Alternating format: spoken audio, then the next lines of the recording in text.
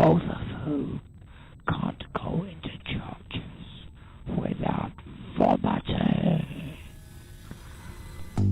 Hello, good evening, good morning, good afternoon, wherever you may be around this wild, wacky, and sometimes disturbing world of ours.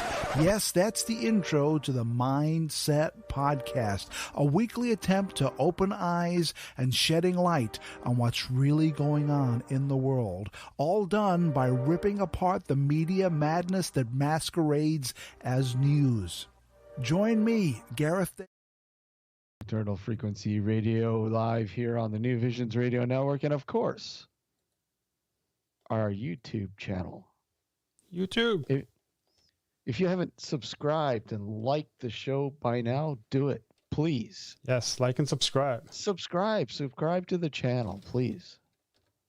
We highly recommend that you do that. For great entertainment. Yeah. Definitely great entertainment. Yeah. It's definitely, especially those bonus Friday night shows. Oh yeah. Right. Ron's beat you to it. He asked, "What's up? What's new, Alex?" Nothing. Yeah. What's new, Alex? Nothing. What's new? Hey, bit of this, bit of that. Here. It's got a triple header. Mm-hmm. Yeah. So, it's completely redunculous. Redunculous. Yeah. Redunculous. I'm reading posts. Well, actually, my wife is reading posts on a community board, local community thing, Facebook. Yep. And literally, the group is all about bitching about full garbage cans in the community. Are you fucking serious? I'm not fucking kidding you, man. About 80% of the posts, somebody posts a picture of like a park at garbage or a gas station around the corner that is full garbage, and they bitch and moan about it. Why don't they get out there and clean it up? Why do people keep putting garbage in there? They see that it's overflowing. I guess people got nothing better to do nowadays. Well, it's obvious. And then when you chime in, your post is silly and irrelevant. It's almost worse than those paranormal groups, huh? Oh God! You know what? They're all the same. They just have different content. That's all it is. But literally, when it's paranormal, it's orbs. When it's community, it's full garbage cans. Yeah, exactly. I was gonna say it's I forgot what I was gonna say. Oh yeah, I was gonna say this is the reason why I don't like people. Yeah, exactly. Yeah. I mean, barring a select few, of course. But I don't get it, man. And if you go against the grain in one of these groups, you are like publicly hung. Yeah. Oh my God, you're a bad guy. Get the fuck out of here. Really? All it takes is that one person to say something, and then all of a sudden people get the balls to speak up. Mm-hmm. Because there's a few on there that if you speak up, oh my God, they're gonna shut you down because they're the administrators of the forum. They're gonna kick you out. It's the end of the world. Lord. This is what happens when you work from home, right, Alex? Yep, apparently. You got nothing better to do except for bitching about, full garbage cans. I get it. I like seriously, don't put your household garbage in a parquet garbage. I get it. But when you see the same post, but a different garbage can, it's really, seriously, too much. And then in between that, they're bitching about dog shit. Yeah. Somebody took a shit on my lawn. How do you know it's a dog? Yeah. It's a big steaming pile of shit. They didn't clean it up. Whoever's dog did this, come over now and clean it up or else I'm going to report you. How the fuck do you know who it is? You don't even know if it's a dog. Exactly. But seriously, that's all these groups seem to be about. Like, don't get me wrong, they're not all like that, and they're not all bad people on them. Don't get me wrong, but when you have people who are supposed to monitor these groups for repetitive posts, then you kind of like to think that they're going to consolidate the post or say, this has been posted already. Go to this post here. Yeah. Well, I mean, the moderators are just for show, really. The only thing they do is if someone's being malicious towards someone else, or I get that, but when they chime in and say your opinion is silly and irrelevant, what is that considered? Is that considered bullying? If they say that your opinion is irrelevant? Yeah. No. What is that? That's being honest. But it's honest. What coming from an administrator? It's honest. It's honest to them. I don't think so. Well, it depends because everybody's different. So no. Look, if you're going to administrate a form or whatever, you can't be biased towards one person's opinion. No, I agree with you. That's not fair. No, I get what you're saying, but it depends on the context of what's being posted, right? Oh, absolutely. So, I mean, if for example, like what you said about the garbage has been posted ad nauseum already, and someone else goes and posts something else, that is irrelevant. Just refer to XYZ post that was posted 300-400 times before. You know what I mean? So basically, the post was, complaining about certain gas stations, garbage overflowing, and come on, let's change it already. What the hell's wrong with you? Come on, business should clean it up before it hits my fence line. Yeah, see, you rolled your eye. Yeah. So, and then when somebody says, "Look, man, do you not know that we're going through a pandemic and there's restrictions in place and people are short on on staff? There's all sorts of people are sick. People are afraid to work because they don't want to get sick. There's all sorts of things going on. So I don't know about you, but I kind of think there's more things, better things more important things to bitch about than, of course, garbage. Yeah, I completely agree. That's the post that was the post in reply to that one, and they basically said it's irrelevant and silly. So is that irrelevant and silly?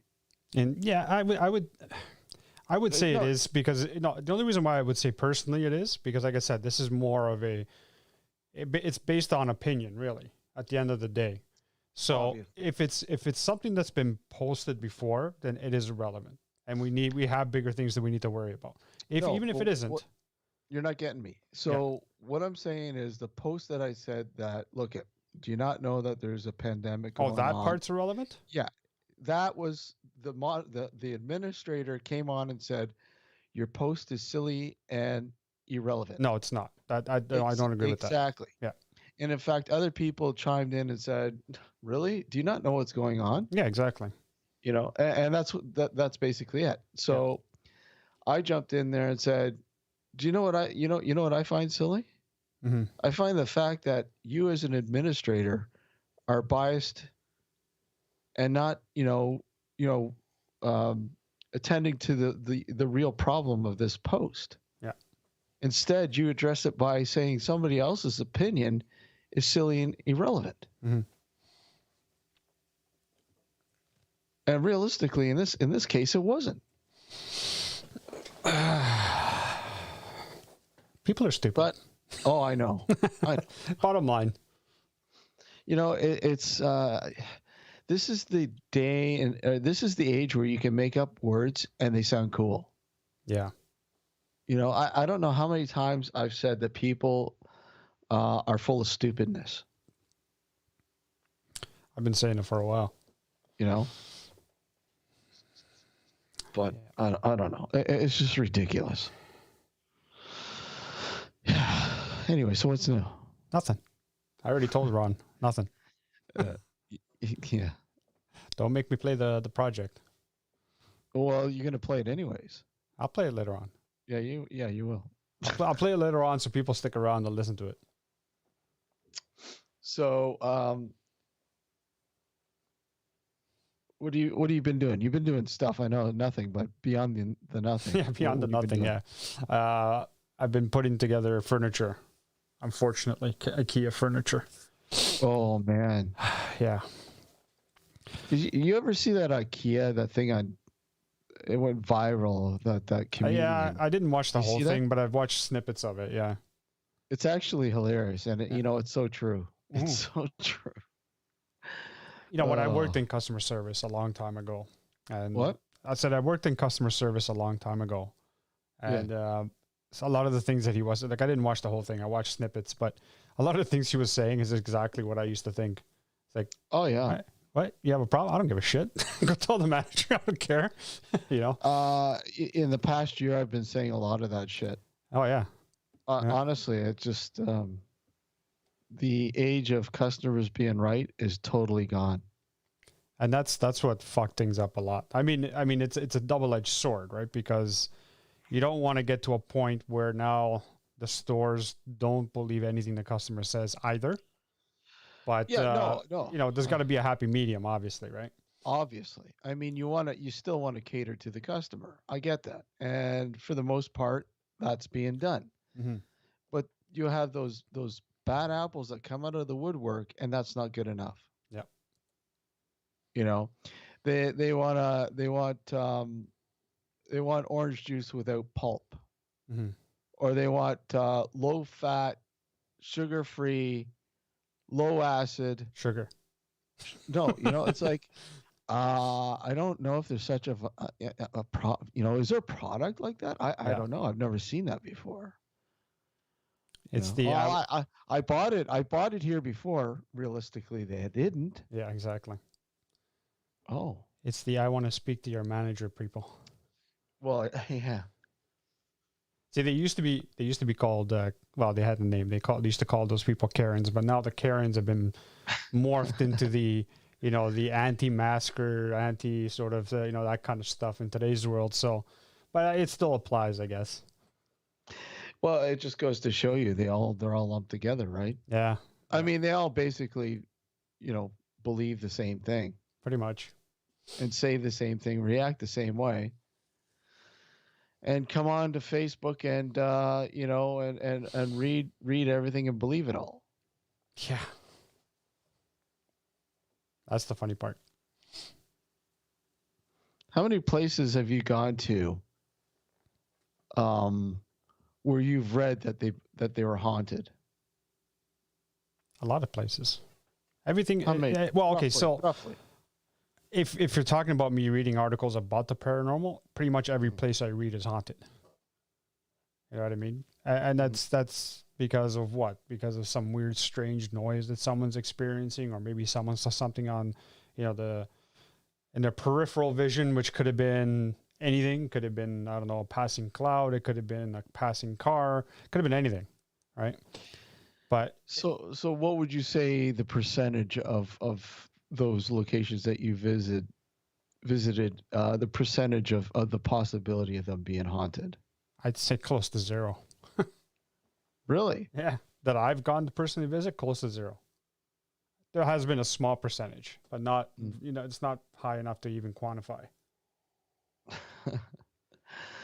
And what are the main sort of aspects that generalize, obviously, that leads, whoever's writing this stuff to believe that they're haunted? Misconception, mostly.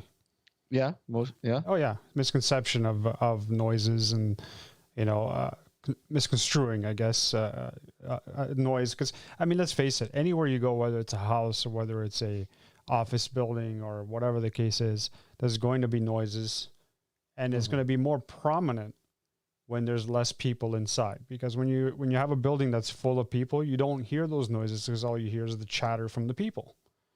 But when you're there in a location, I'll give you a good example. The friend of mine who used to have an office on King and Bathurst. So it was an old textile factory that got converted into office spaces. Okay.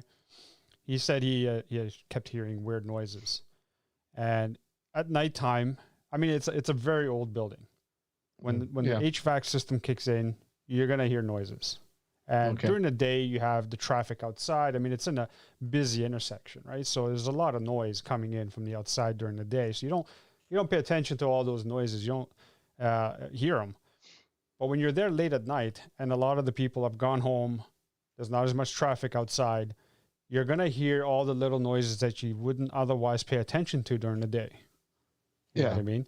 And that's where this is where I think a lot of the I guess, misconceptions come into play, even when it comes to a house. During the day, you have your TV on or you're at work, you're not at home. You don't need to pay attention to all those noises. But when it's nice and quiet at nighttime, every little noise that you hear is going to be, it almost seems like it's amplified. And these people are going to be like, what the fuck is that? It could be something as simple as your heating system coming on. And I know, for example, in my house here, one of the ducts that goes to the second floor, in the winter when the heat is on, it makes a banging noise.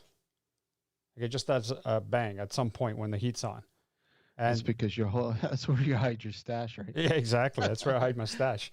Yeah. But I mean, it's, had it been anyone who, I guess anybody else for that matter, who kind of has a belief in the paranormal or thinks whatever, that things are haunted, they may think something's wrong. Yeah. Right. For me, it's like, okay, it's just one of the ducts. Who cares? God knows what's in there. I don't want to fucking dig it out. You know what I mean? But bottom line is, you're going to hear noises when it's quiet, when it's nighttime, because there's not as much interference from other outside noises. And a lot of people misinterpret that. I got to wet my lips. As he wets his lips. Yeah. It's 99.999%. Yeah. It's more often than not. And I mean, a lot of times it's on a simply one visitation, and they're only there for X amount of time, couple minutes, few minutes, half an hour, whatever. Yep. And we've been saying from day one, and I mean, you're never going to, be able to tell a person or tell people that a place is haunted or the possibility of it being haunted from one visitation. Yep. So what is it? So what does it take? Okay, so give me five examples of what you'd like to see, or what you judge, or what you put into play to consider a place to be haunted or possibly haunted? I would say like distinct voices would be one. Yeah, but why why voices and why distinct? I mean, that's something that could easily be, Well, I mean, if you live, let's say you live by yourself or you live with one other person. Yeah. Right. And you're both sitting in the living room watching TV or whatever. You may be having dinner or something to eat, and you hear an additional voice. Okay. And the reason why I say distinct, and I don't mean distinct in the sense that it has to be crystal clear, but it's distinct in the sense that you know it's a voice. All right. Not necessarily that it's just a noise in the house, but a voice, someone saying something. That would be a better indication of something that's going on in there, especially if there's only the two of you that live in this house. Mm-hmm. You know what I mean? So that's one thing. The second thing is that if things get, I guess this, you can kind of argue this point, but I guess if things get moved around, like if you know you've placed your keys one place and you go back to it and they're not there, one can argue, okay, you probably moved them yourself. You didn't even realize. Fine. Mm-hmm. That's kind of a little bit, that's iffy. But let's say you go into the bathroom, let's say, and you're showering and then you shave and all of a sudden you see something in the mirror. That would be distinct. That would be something that's more, hey, okay, so something's definitely going on if you see another image in the mirror aside from yours. You know, it has to be something very solid. You know what I mean? It can't be fleeting stuff. It can't be stuff, in the peripheral vision or, noises that can be anything, the HVAC system or, something else outside that filters through the house. It has to be a distinct sort of voice or anything it's irrefutable. That's what I would need personally. I don't know if I can come up with 5, but a couple there. Well, come on. I know you can come up with 5. Come on. Okay, a portal opens up in the bedroom. That would be something. That would be something that would definitely prove there's something going on in your house. Maybe the devil appears, saying, "Hey, I want your soul." There's your 5 right there. What about you? I mean, you've been to more investigations than I have, so you have a better idea of what people sort of suggest is happening that they deem as paranormal. Well, I mean, obviously, something that happens, whatever it is, you can't create. Mm-hmm. You simply can't recreate. Sorry, you can't recreate. I meant the possibilities there, obviously. Yeah. May it be some noise or some visual anomaly, whatever. It's something that you simply can't create. You try and try and try, but you just can't do it.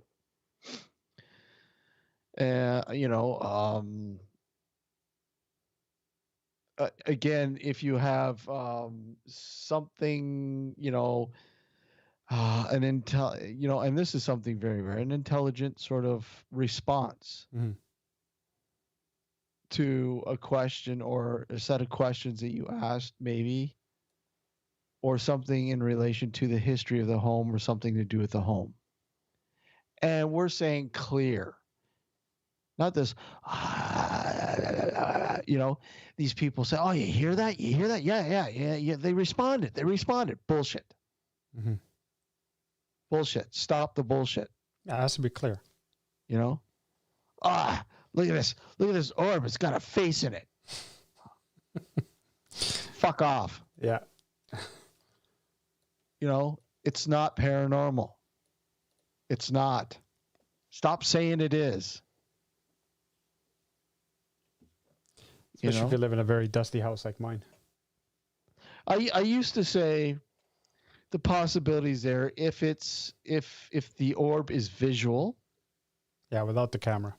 Without the camera, and it has a very unusual flight path. So it's if there's an air duct or whatever in the house or wherever, it's not, being something that's blown when the air duct goes on, that the heating or the cooling goes on or whatever. Yeah, I hear you. And again, if you have other instruments that you're documenting, EMF, if there's a spike in the EMF and all of a sudden you get a visual, maybe on a camera or an EVP at the same time, that's very interesting, and that's something to obviously look into. And not a fucking K2 meter sitting right beside it, or not your cell phone sitting right beside your fucking recorder, or using your cell phone as a fucking K2 meter. Yes. Turn your fucking phone off. I still say that. You know how many people are able to turn their phone off? Can't. No, it's hard for people. Do it. Can't do it now. They're addicted. Yeah. I have a hard time doing that myself, I'll be honest. I do. I'll admit it. And, but realistically, that cell phone is contaminating anything that you're capturing. Yep. It really is. So, speaking of EVPs, when EMF meter goes off, you remember hearing my EVP that I took down at the friend's office that I just told you about down on King and Bathurst, right? You remember that one? Because that voice came through right after the EMF meter drops. So you hear the EMF beeping, and as soon as it drops, you hear the response to the well, my friend was demanding whatever was there to tell us its name, right?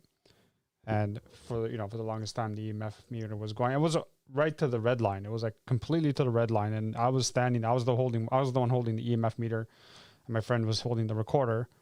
And it's not like I was moving around. I was standing still. It was all the way to the right, to the red line. And as soon as he finished saying, "Tell us your name," maybe a split second later, it drops right to 0 and you get the response, which is kind of, that stuff is what makes you kind of, wonder. It's like, okay, something's weird's going on there, right? Because it's not like I was going around with the probe right up to an outlet, for example, or to a panel, you know what I mean? I was in the middle of the hallway and it was going off, and then it just dropped, and then we got the response. But actually, Ron and Mars both said something on YouTube there. Ron says, "Sign your house is haunted. Number 1, the backyard is a cemetery." What's pretty funny about that? We did a house years ago. Years ago. And the house backed up against the cemetery. Yeah. And some really, Mars will probably remember that house. She's listening in, or she's watching us there on YouTube. She'll probably remember the house that backed up a cemetery. We did it years ago. It's probably one of our first investigations as a team. And it was unusual, but not a heck of a lot went on. But again, this is something like that. If people are having some unusual phenomena happening, you want to go in there a couple times, not just once. Yep. So it always makes it a lot better if you're able to swing a deal with the homeowner. Or if the house goes up for sale, buy it. Yeah. And turn it into an attraction, a research center. Research center / attraction. Yeah. So what Mars said also before, and she does remember it, by the way. She said yes, she does. She goes, "What about smells smells that are overwhelming and then disappear? Could that be a sign?" Absolutely. Like I said, I've had a couple incidents here where I've, you know, had this unusual moment where a very familiar scent that wasn't supposed to be there, and there's no given reason why it was there. And I'm just, is it a sign that somebody's trying to say something, or I don't know. It really made me think. Mm. Something possibly is happening, and I just don't know what it is. And I mean, these are situations that we don't know. I mean, we don't know. Yeah. So, Especially yes, if the smells. I guess I would say, I mean, if excuse me, if you're going to investigate a house, let's say for example, the claim is that they're being haunted by an elderly gentleman who used to live there, maybe an old relative, a distant relative, and they knew he smoked pipes, for example, and they would say that we get the smell of pipe tobacco every now and then, and nobody else smokes pipe tobacco. You go there a couple of times and you actually smell it yourself. That's in my mind, that's a pretty good indication too. As you said yourself with the smells, right? Because unless it's an everyday mundane sort of scent, mm-hmm. then it's harder to say that's definitive. But if it's something unique like pipe tobacco, I mean, who the hell smokes pipe nowadays? Not very many. Yeah. Not very many people do, right? No. So if you smell something like that and you knew the homeowner of years gone by used to smoke pipe tobacco on a regular basis in the house, there's a good indication there. But I mean, if you smell something burning, that could be something else. You might want to run with that. But I mean, yeah, absolutely. Smells are definitely something that can be considered depending on the situation, obviously. Yeah. Oh, absolutely. Not like the drive I took yesterday by a field, and all I smelt was very, very ripe manure. You smelt yourself. Yeah, pretty much. God, that was horrid. The methane from those years of burritos. It filtered its way. It's funny. Your life with burritos, right? Goes like this, and then all of a sudden there's a big gap. Yeah. Stops, and then there's a gap, and then it goes again, and that's the pandemic, right? Yep. You've slowed down with the burritos. I have. I don't eat as many as I used to. No. Yeah, smells are definitely an intriguing thing. And I think they're probably not as looked on upon as paranormal, obviously, as much as visually and audibly. But yeah, no, definitely. Again, these are things that are human. I guess that's the reason why, because they're human experience, and it's really hard to say that something is paranormal evidence based on your experience, other than can take you for your word. Right. I could say whatever, and it doesn't mean it's true. And this is part of the problem with the paranormal, in a sense, right? It's a problem in the sense that a lot of people could argue, and a lot of people who don't believe could and actually do argue that it's all perspective, right? That you could assume that what you're experiencing is paranormal when realistically speaking, there's a completely mundane reasoning for it, right? And unless they're there themselves and experience the same thing you're experiencing, it's going to be hard to sway them. You know what I mean? It's going to be hard to tell them, well, no, I mean, I'm generally a skeptical kind of guy myself. And, both you and I, Steve, this is how we are. We're not going to just assume that just because someone says a place is haunted, that the place is actually haunted. So we could tell them that until we're blue in the face. And if they're diehard non-believers or skeptical, very skeptical, then they're not going to believe no matter what we say, unless they're there to experience it themselves. You can't change a person's opinion. I mean, No. unless it doesn't matter. You could show them the most fascinating piece of evidence, if you will, and they'll find something to pick at. Right. Like I said, unless they experience it themselves. That's the only way I could see them changing their mind. But even then, they'll sit there and go, "Oh, there's a logical explanation for what just happened." Most likely. And you know what? I don't blame them because you want to think that way. Yeah. I mean, when something happens to me and what things that have happened to me in the past, I am like, okay, I'm sure there's an explanation for this. Mm-hmm. This doesn't make any sense, but I'm sure there's something. Like I said, for instance, my experience with, with the Credit River creature sort of thing. Yeah. I mean, visually, I'm okay. This doesn't make any sense. What the hell is that? That just doesn't compute. And I've like I said, I've been an avid hiker and trail runner for years, and have that sensibility, but I've never seen anything like that. Yeah. Especially to stand on, its hind legs for the X amount of time it did. Yeah. It didn't make any sense. So, I mean, yeah. And by the way, folks, if you want to watch that, it's on up on our YouTube channel. So go there, subscribe, hit like, and all that jazz. Yeah, that was the first nocturnal night shots. Yeah. First episode. That was what, 2009? I think so. It was a while ago. 2009, I think it was. Yeah. Both you and I looked really young. I mean, I wasn't even in the first one because I was doing the filming. But, no, you're Alex, the camera guy. I was the camera guy for that episode. He was the camera guy, yeah. But, I'll just work the camera. What's that? He said, "I'll just work the camera. I'll do the camera." Yeah. Well, hey, someone needed to do the camera.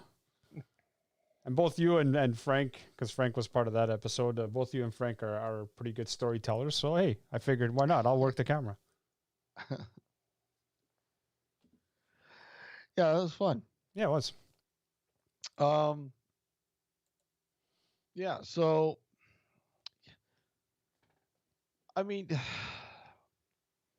hauntings are extremely rare. They really are. And a majority of what's happening, what you've heard out there is just pure bullshit, to be honest. I mean, there might have been something that happened at one point in time, and that was it. Maybe one incident. I mean, you look at the Amityville House, sorry. I mean, is it really haunted? Is it really? A lot of people say it isn't. If anything, the real horror of that house is what happened to the DeFeo family. Yeah.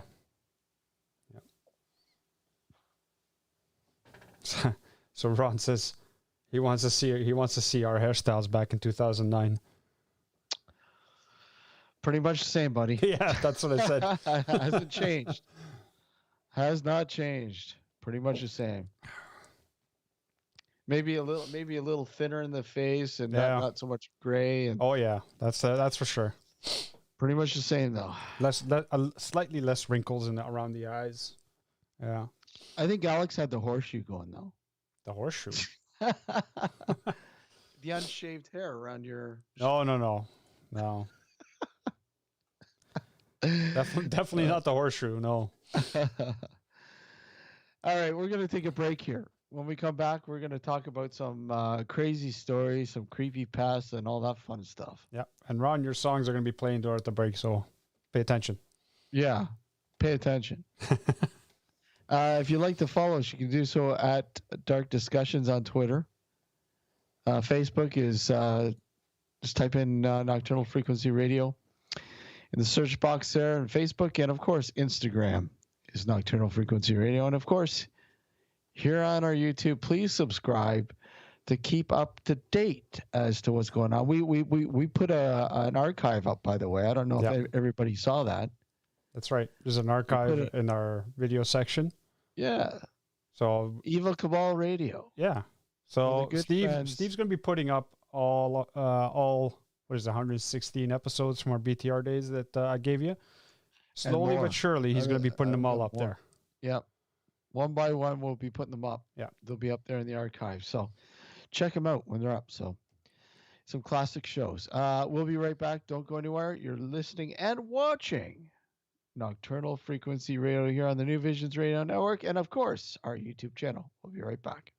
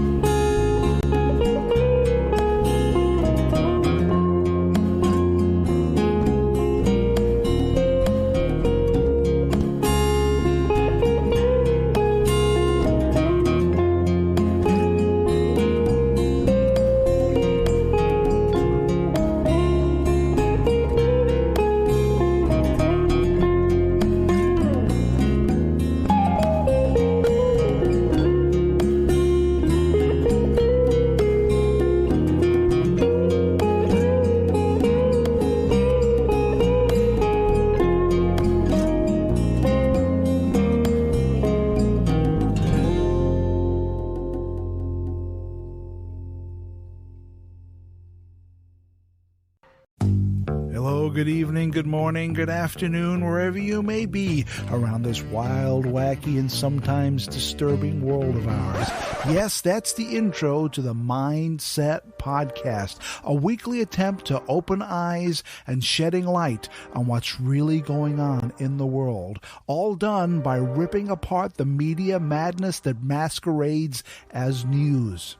Join me, Gareth Davis, every Sunday on the Mindset Podcast. You can find the show on all major podcasting services such as iTunes, Stitcher, and so on. Or you can go directly to the main Mindset website. That's www.mindsetcentral.com.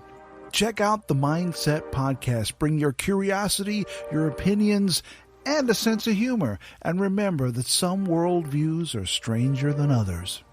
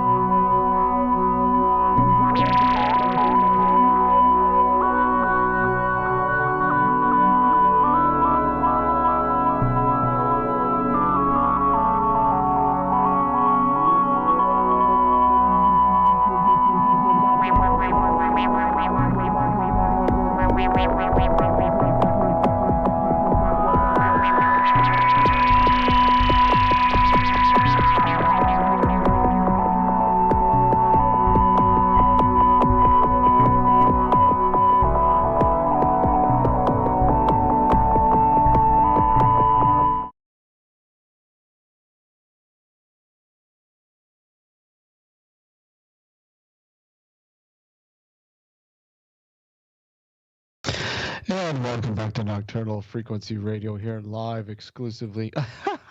There you go again, exclusively. It's not exclusive, not exclusive anymore.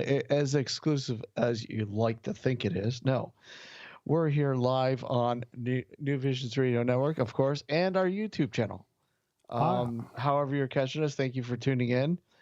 And if you missed the first little bit, we were talking about, what can make a location possibly haunted or not. And so let's reiterate, Alex, what are your sort of aspects you kind of think that make a place haunted possibly? Distinct sounds, like distinct voices. It can't be something muffled or something that can easily be, I guess, something else mundane, like your furnace going on or your house settling, depending on how old your house is and all that kind of stuff. It has to be distinct. It has to be you're sitting quietly, eating your dinner, minding your own business, and all of a sudden you hear somebody else that you know is not there calling out your name or saying something distinctly. That to me, I guess, would be very, very, very good indication, or at least a better indication that there's something going on in the house. I'm gonna screw up your thing again here. Don't do that. Sorry, it was bugging me. Yeah, well, so far Everything so good. okay? It hasn't resized yet, thank God. I just want to give a shout out to our good friends at Third Moon. Mm-hmm. And this one in particular is a Third Moon recipe, but this one was brewed by Wood Brothers and move it towards your right. Oh, there you go. Oh no, other right. There you go. Now look at. What does it say? The Den of what? Double Den of Thieves. Oh, there you go. Anyways, by Wood Brothers took over Third Moon's recipe there and brewed their own batch, and good stuff. Just wanted to shout out and say, look at support local. You know, these businesses are hurting right now. Mm-hmm. And if you can, please support local.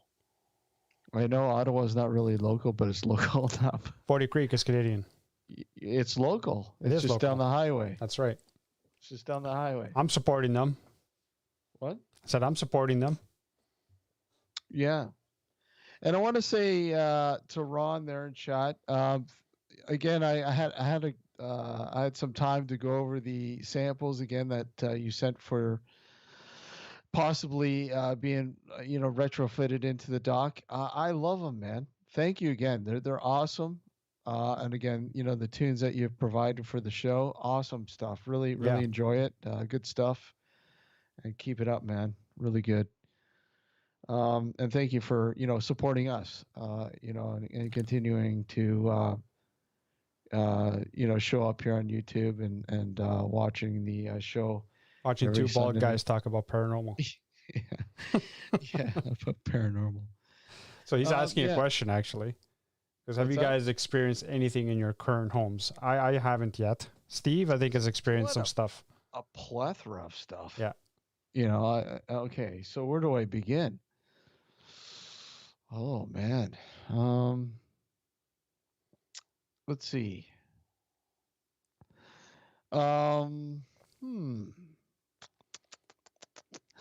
So one of the big ones was we had gone away and for a few days, got home,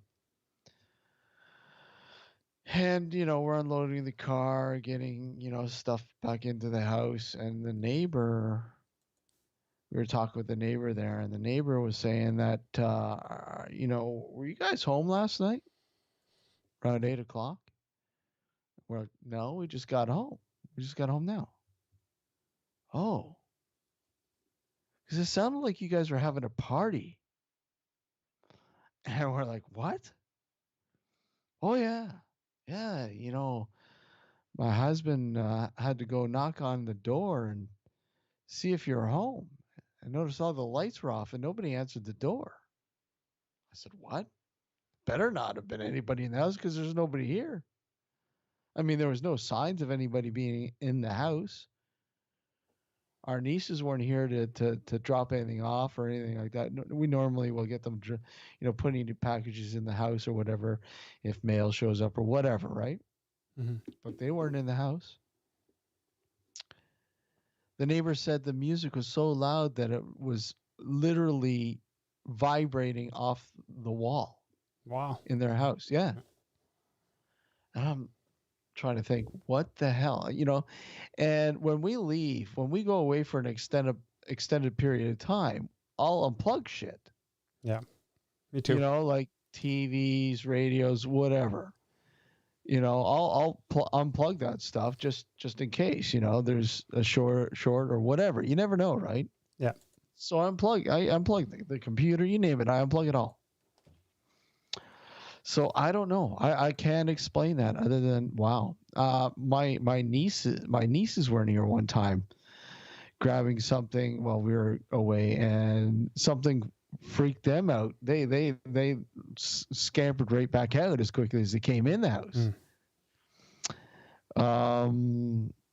Like I said, I had an incident where my bedroom door opened up.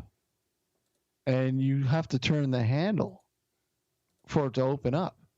You literally have to. You can't just push on it and it'll open. The wind can't push it and it'll open. If it's windy and there's like a air pressure in the house, you'll hear it rattle a little bit,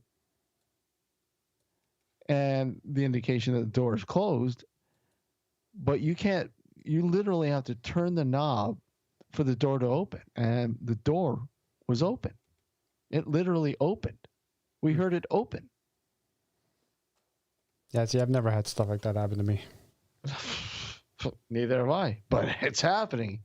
It's weird. It's just really very subtle stuff. Yeah. Like I said, what happened with the neighbors is that is like, wow. Like, I mean, imagine if you're, awoken in the middle of the night and your music's blaring downstairs. I mean, what are you going to think? Exactly. What the fuck? What's going on here? Well, it doesn't happen to me because I'm the paranormal deterrent. Detergent. I love that. The paranormal detergent. Yeah. There you go, man, folks. You need some detergent? Alex. I'll clean your place up. Don't worry. Detergent. I'll clean it up. Alex's paranormal detergent. Yep. You can use it in cold water too. And I bubble. You add water and I bubble. He's asking, have you noticed any pattern time-wise? No patterns yet that I know. So it's kind of random stuff, right? Happens randomly. It's been random, subtle stuff. Like I said, I had that really weird dream that didn't feel like a dream that just, I don't know how to explain that. I don't know if I don't really equate that to being paranormal, but just a very, very odd occurrence, like just, I can't explain it. Just, just felt drained. Yeah. Like somebody or something was just draining me of my energy. It's just odd. Because when you wake up, you're tired. Yeah, you're tired, but you're not drained. You literally feel physically drained. Yeah. And mentally drained. Like you hadn't slept at all. Yeah, that's usually an indication something's not right. Yeah, I felt like I hadn't slept in days. That's not good. No, I felt like I didn't want to fall back asleep. I honestly did not want to fall back asleep. It took me a while to fall back asleep. Thankfully, I did. But I didn't want to, just in case something was going to happen. I don't know. Yeah. Health-wise, whatever. I don't know. But it was just really weird. I mean, obviously, if I had woken up and still felt like that, obviously I would have had to get that checked out. But that was just weird. In connection to the dream that I had. Yeah. Yeah, well, yeah. And I think there's more to that than maybe you're giving credence to. Because I've heard many stories where, and this is tied to like the infamous succubus incubus scenario, right? Where people wake up after having experienced something like that, and they feel exactly the same as what you're experienced when you had that dream. So it may be a scenario where you actually had come across a succubus through, I guess, your dream, for lack of a better term, right? And it drained you of your energy because that's what they do. Yeah. No, I get you. I get that. But it felt it felt different. It didn't feel like that. It felt like I actually was literally patched or able to travel mind-wise into this area that that in the dream that I was having, it was okay, let's do this, because I was with somebody else. I don't know who the other person was, but I was, we were going, okay, let's try this. Let's see if it works. And the next thing I know, like in this, I don't know where I was, but it was working. And that whole time I was in there, it felt like it was like either uploading or downloading something to my brain. Yep. And then we got back to where we were. And like I said, I described it. It was like this empty, shelled out sort of old mansion, huge and old, dark, and ancient. And, looking at each other, I'm looking at this person and going, oh, okay, let's try this again. You want to try it again? We did it. Let's do this. And then as we jump back into this, that's when I woke up. That's the weird part of it. It's like Okay, I'm back. I'm back. Did I literally go somewhere? You know? Yeah, no, I hear you. Yeah. But I mean, I'm curious to see, and I got to read up more on this myself. My curious, or my mind is curiously thinking, if you, because typically what happens with a succubus, you're not fully asleep. You kind of feel it. You can't move. You kind of feel a presence on your chest, and that's how most reports have been. Yeah, and I never had that chest. Right, exactly. Yeah. So now I'm curious to see if there have been other reports of a quote unquote succubus, but in a dream state where you are asleep, so you don't realize something's on top of you, but your mind sort of, as this is happening, maybe the succubus is having some influence in your dreams. I mean, I'm not saying that's what it is. I'm just curious to see if there's been any reports like that. I'll see if I can find anything on that. And, 'cause, I mean, at the end of the day, that's basically, it kind of basically sounds like that's what happened in not so many words. It could be something different, but similar to the succubus. In other words, you know what I mean? Mm-hmm. Because for you to feel that exhausted when you wake up, it means that something literally drains you of your energy. Well, that's what unless it's a psychic vampire. That's what I'm telling you. That's why I literally felt like I was being uploaded or downloaded to something.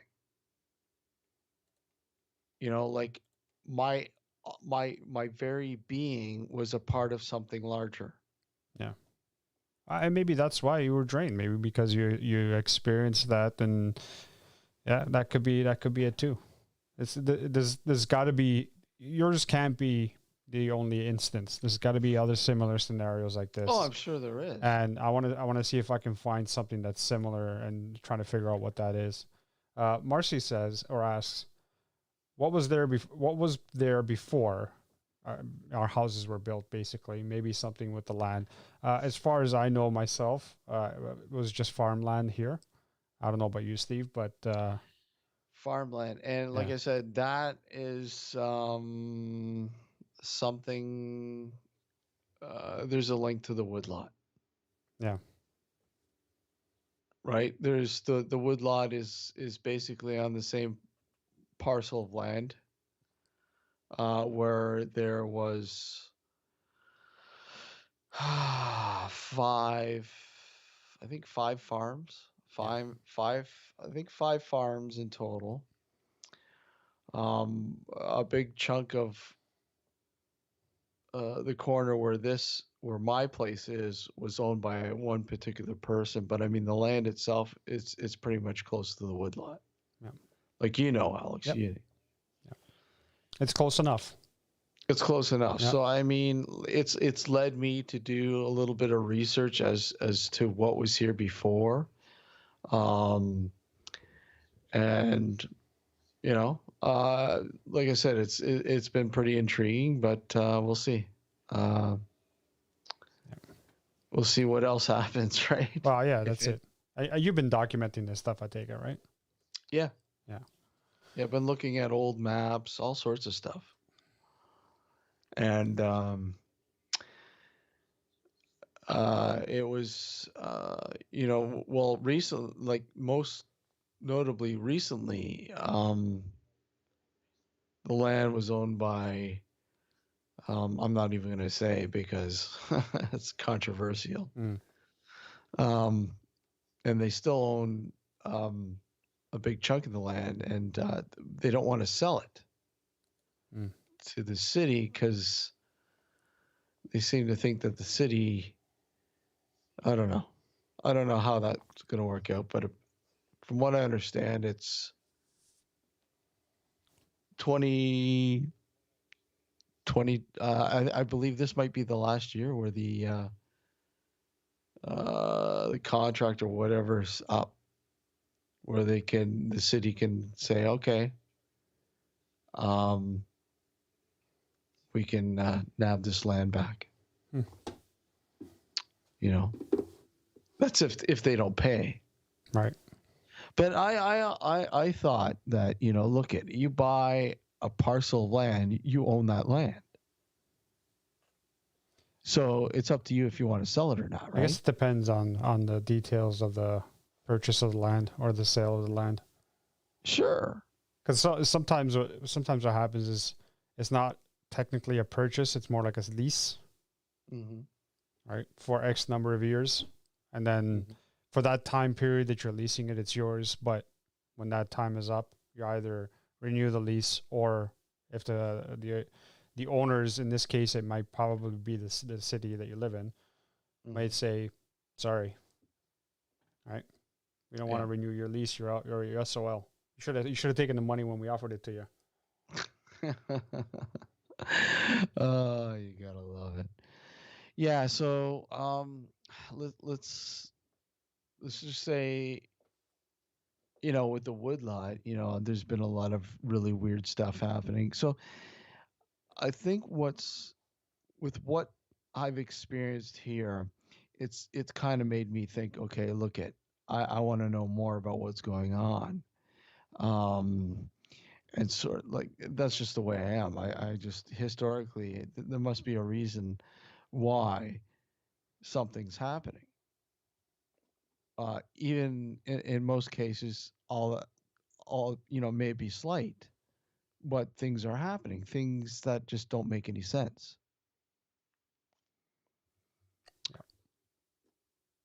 So, who knows? More on that when it happens, right? I'm looking forward to going back out there. Oh, I was out there today. How'd it go? I didn't spend a lot of time there. I didn't really have a lot of time. I went in there to try to find the mound. And did you find it? I couldn't find it. Yeah, that's what I was. That's what I was afraid of.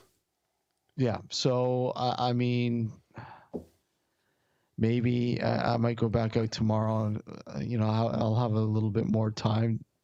It's on the northern part of the lot. Yeah. I thought I had a pretty good idea where it was, but apparently not. This is what happens when you stumble it by accident, right? Yeah. So, and that's what we literally stumbled upon it. Yeah. So I got to try to I think what I'm going to do is I'm going to try to gauge myself from the other side, going from the other side, rather than truck through all that bush. And let me just say, I literally did a face plant coming out. I can imagine. Jeez. Is it still is it wet there still, or? No, it's relatively dry. It's not too bad at all. And I got a nasty cut on my knee because I landed on my knee and on my hand, and I literally snapped a few tree trunks in half. Oh, jeez. Yeah, so it was interesting. But I was hoping to. I went in the same way, where the rebar is. Yep. Went in that way, and I figured, okay, that's probably my best plan of action. Try to retrace how we casually walked in, and then got lost, and then sort of made our way back and found the mound. But unfortunately, that didn't happen. Like I said, I was in a rush. I didn't really have a lot of time. I was hoping I'd find it, snap some pictures, take some video during the day, but that's gonna have to wait. Yeah. Till I find it again. Yeah, it sucks. We got this lockdown. What do we got? Another 4 weeks to go? Yeah, I think it's towards close to the end of May. Yeah, another close to 4 weeks. Yep. And who's to say if that's even going to happen then? Because the numbers aren't going anywhere. They don't seem to be lowering. Not enough. No, not enough, and they're sticking around. I think the problem right now are the intense cases. There's a lot of intense cases, and they're saying between the ages of 40 and 55 are the highly impacted. So we're in that area, buddy. Unfortunately, because a lot of those people aren't vaccinated, probably. No, and I mean, a lot of people end up going to the hospital with severe issues. Either already have a pre-existing condition, or they may have a condition they're not even aware of until this happens, right? Yeah. So that's the thing, right? Mm-hmm. It's a crapshoot, really. It is. It is. So hopefully, things will be okay for the next week until I get my first shot. Yeah, exactly. I signed up for, like, I did the form online. I'm just waiting for them to message me with a date. See, I did that too, and I'm waiting, but I got this I got in quicker through work. Yeah, I might go to a different pharmacy, because I went with Shoppers, and Shoppers is like, they're fucking idiots. Sometimes. But there's another pharmacy in town, an independent, well, not really an independent, but a smaller chain, I guess, that my next door neighbor's son got in pretty quick. He got in within a week of calling them and saying, "Hey, I want to get a shot." And a week later, he got the appointment. So I might just go with them and just get it done quicker. Yeah. I mean, I'm not. I prefer a different shot, but whatever. I like I said, it seems that you got to take what you can get right now. So that's it. That's just it, right? I mean, we don't have the myriad of doses that other countries have. Well, primarily, I mean, the U.S. secured a lot of vaccines, and good on them. But unfortunately, we haven't got them. Well, no, I know, but I mean that's what I mean. Like, well, okay, so let me rephrase that. So I'm not. I guess securing is not the right word. They actually received a lot more vaccines than we have. So, and it's, put it this way, this country, in my opinion, this government messed it up. In my humble opinion. And I know people might disagree with me, and that's fine. That's your choice. But I just think they messed it up from the get-go. So anyway, hindsight's 2020. Unfortunately, because we've never gone through something like this in our lifetimes, it's hard. It's very easy to criticize, but I mean, if any one of us were in that position, we probably wouldn't do any better anyway. So it is what it is. It is what it is. Yeah. It is what it is. It is what it is indeed. It's unfortunate, but look at let's get it done, right? Yeah. That's all we can do is get it done. It's like they said, take what you can get. Yeah.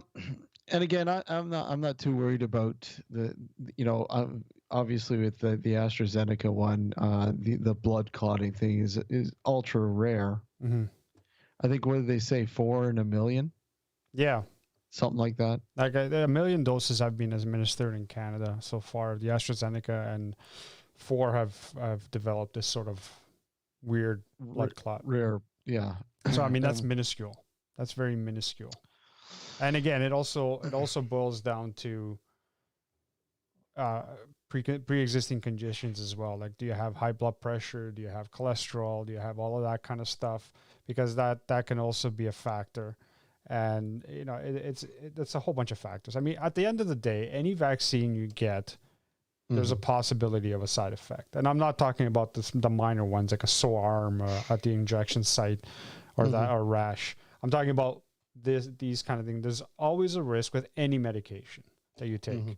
So it's one of those things. It's like, you got to decide what's better. You know what I mean? So I'm going to get it done, hopefully sooner rather than later, and be done with it. Because here, unfortunately, the second dose isn't administered as quickly as we would like it to. Yeah. Yeah, I mean, at least you have some sort of defense with the first dose. Exactly. And obviously the second one being a booster. Yep. And so what did they say about the Johnson & Johnson one? So they secured apparently 10 million doses, but it hasn't officially been approved yet to be administered here. They secured it anyway, It doesn't mean they brought it into the country yet, but they've secured 10 million doses. Once it gets approved by I guess whatever, I forgot the name of the governing body here that takes care of that. But once it gets approved, then they'll start administering that as well. Once they come in the country, that is, and that's a single dose. Yeah, and I don't get it. How come that's a single dose and not a double dose? No idea. Huh? No idea. And that's what I just don't get. Like, I mean, you have majority of them are double doses: the Moderna, the Pfizer, the AstraZeneca one. Yep. And there's another one out there, I don't know. And of course the Johnson & Johnson single dose. Mm-hmm. And here's the interesting thing, because so the efficacy rate for the Johnson & Johnson single dose is equivalent to the AstraZeneca double dose. Yeah, but I mean, the way I look at it though is, sure, the AstraZeneca one is the effectiveness isn't as rated as high as the Moderna and the Pfizer one, but overall it does what it's supposed to do. They all are like 100% effective in the end. So Ron just posted on the chat. He goes, the Johnson & Johnson doesn't use the mRNA technology. That's probably why it's only a single dose. Okay. So yeah, that might be it. I mean, I don't know enough about it to be honest with you, but there you go. Yeah. But okay, so let's talk some creepypasta shit. Yeah. You got any of those sites lined up? I've got the one site that I gave you. And they're not all creepypasta. And I've read some. Well, I haven't read. I mean, I've seen some of these before. I mean, I've heard about some of these before. And obviously, some of them have made it onto their. So Slender Man was one of them. Yeah, Slender Man's one. That's one of the more popular ones in the everyday sort of, I guess, vernacular, for lack of a better term. Yeah. A Russian sleep experiment. I've heard about that one. Yeah. Oh, yeah. That's that's a horrible one. Yeah. And then obviously some of them have made it to their Channel Zero series. I don't know if you've ever seen that, Alex. No, I haven't. You need to see that, man. It's really cool. So basically, what they do with Channel Zero is they take some of the more notorious creepypasta stories and make and turn them into episodes. Cool. And that's what it's called. Like the actual show is called Channel Zero. Channel Zero, yes. And I don't know if you probably get it on Netflix or Prime, one of the two. And I think the last season they took the No End House one, which is rather interesting. One. I don't know if you read that one or not. No, I haven't. So it's a rather extensive creepypasta, and it basically the house isn't really a house, I don't think, and it's more or less when when a person slips into heroin, and they go about this, talk about this No End House. Mm-hmm. And basically you can go into, like, it's relatively simple. You got, the rules were pretty simple and cliche. Reach the final room of the building and you win $500. There were 9 rooms in the house. The house was located outside the city, roughly 4 miles from the person's house. And basically, trying to find the exit is like non-existent. So you literally become trapped within this house. That's not creepy at all. And the way they make it look, it's like, wow, is this real, or is this the person's mind? The person's mind has gotten to a certain point where they don't know, they can't decipher between reality and make believe. It's all meshed together. It's like there's no line anymore between the two areas, where it's become one. Yeah. And you literally die in the house because you can't get out. Which means that $500 that you're supposed to win literally is useless. Mm-hmm. Is your life worth $500? Nope. Maybe 510, but not 500.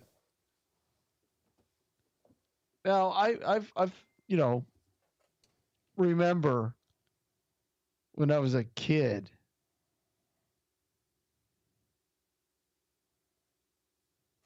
and these old houses that oh, that place is haunted, don't go near it. There's been plenty of houses I remember when I was a kid, and kids would go up to them. They'd go, if they were abandoned, they'd go in them and party and all sorts of shit. But when you're a younger kid, you're like, I'm not going near that place. No friggin' way.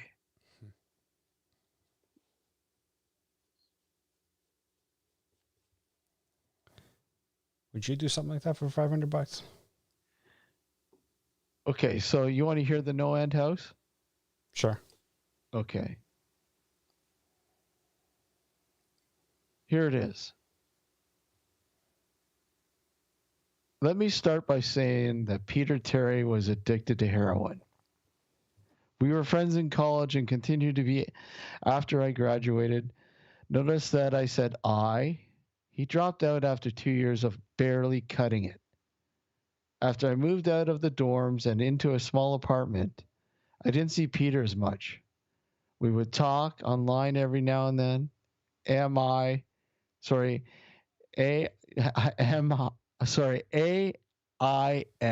was king in pre-Facebook years. There was a period where he wasn't online for about 5 weeks straight. I wasn't worried. He was pretty notorious. He was pretty notorious flake and a drug addict. So I assumed that he just stopped caring. Then one night I saw him log on. Before I could initiate a conversation, he sent me a message. David, man, we need to talk. That was when that's when he told me about the No End House. It got that name because no one ever reached the final exit. The rules were pretty simple and cliche. Reach the final room of the building and you win $500. There were 9 rooms in all. The house was located outside the city, roughly 4 miles from my house. Apparently, Peter had tried and failed. He was on heroin and no one knows what the fuck addict. So I figured the drugs got the best of him and he wigged out at a paper ghost or something. He told me it was too much for anyone, that it was unnatural. I didn't believe him. I told him I would check it out the next night, and no matter how hard he tried to convince me otherwise, $500 sounded too good to be true.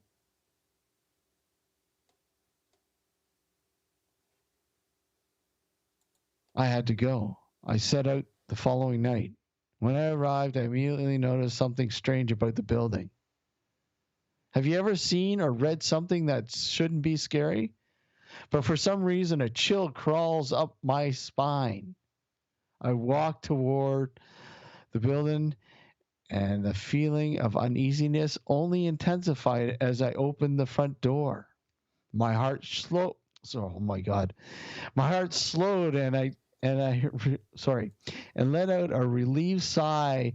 Sorry, oh my God, my heart slowed and I let a relieved sigh leave me. I'm reading what this person wrote. Yeah, it doesn't make any sense. I'm reading it. I'm reading it with you. Yeah, it doesn't make any sense sometimes. As I entered, the room looked like a normal hotel lobby decorated for Halloween. A sign was posted in place of a worker. It read, "Room 1, this way. 8 more follow. Reach the end and you win." I chuckled and made my way to the first door. The first area was almost laughable. The decor resembled the Halloween aisle of Kmart, complete with sheet ghosts and animatronic zombies that gave a static growl when you passed by. At the far end was an exit. It was the only door besides the one I entered, though. I brushed through the fake spider webs and headed for the second room. I was greeted by a fog. Okay, this goes on forever. I you know what? I just pinned the URL to that creepypasta in the chat on YouTube. So anybody who's interested can go there and just read it yourself, because it is a pretty lengthy one. It is. Like I said, it's very extensive. Yeah. Very extensive. All right, you want to take a short break? Sure. We can take a short break. Yeah, we'll take a short break here. When we come back, we'll continue on with some of the more notorious creepypastas and scary stories and stuff like that. So don't go anywhere. You're watching and listening to Nocturnal Frequency Radio. We'll be right back.